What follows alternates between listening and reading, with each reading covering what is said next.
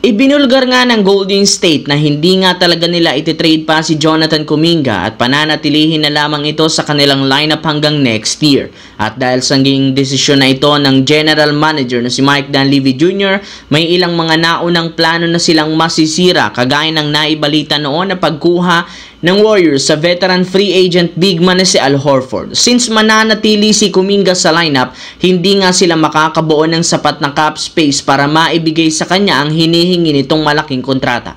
Alam naman nga ninyo, gipit ang Golden State sa cap space kaya hindi sila pwedeng kumuha ng mga bagong player ng basta-basta. Pero base sa isang analyst, hindi pa rin naman pinal ang naging desisyon ng Golden State kay Kuminga dahil maaari pa rin naman nila itong tanggalin since mismong si Kuminga nang nag-insist ayaw niyang kunin ang inalok sa kanyang bagong extension at maging ang ibinigay sa kanyang qualifying offer. Ika nga'y nagmamatigas pa rin ng ulo ang front office ng Warriors at ang kampo ni Jonathan Kuminga. Samantala, mismong si LeBron James nang nagsabi, isa sa mga gusto niyang ipakuha sa Los Angeles Lakers ay si Nikola Vucevic na malapit nang i-buyout ng Chicago Bulls. Wala na rin namang teams ang may gustong kumuha dito dahil sa kanyang napakalaking kontrata sa isang trade. Kaya once natanggalin siya ng Bulls at maging free agent kung saan may pagkakataon ng Lakers na kunin siya at bigyan ng bagong kontrata. Pero ayon sa isang analyst, hindi rin naman kukuha ng isang veteran minimum contract si Vucevic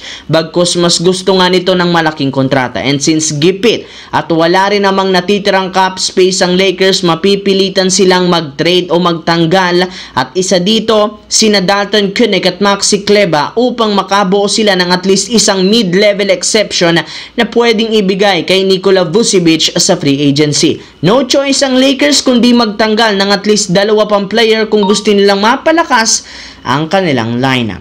Sa kabilang banda naman, syempre kung inyo ngang matatandaan, malaki sanang expectation ng mga fans sa San Antonio Spurs last year na mas maging competitive at makapasok sa playoffs. Ngunit sa kasamaang palad, hindi na naman ito nangyari matapos silang kapusin sa huling laro sa regular season na sinabayan pa ng sunod-sunod na injury ni na Victor Wembanyama at De'Aaron Fox. Kaya hindi na nakakagulat bakit sobrang desidido ngayon ng Spurs na makabawi. In fact, mismong si Wembanyama na ang matapang na nagsabi sa interview na pinapangako niya gagawin ito ang lahat para lamang makapasok ang Spurs sa playoffs muli sa unang pagkakataon matapos ang matagal na panahon. Alam nga niya, gustong-gusto ng mga fans na makabalik dito kaya yan ang gagawin nila. Sinabi rin naman ito na maayos na rin naman ang kanyang katawan matapos siyang makarecover sa injury. Kaya hindi nga kagaya ng nagdaang taon, mas experiencado sila ngayon kaya siguradong kakayanin nilang maipanalo ang majority sa mga laro sa regular season.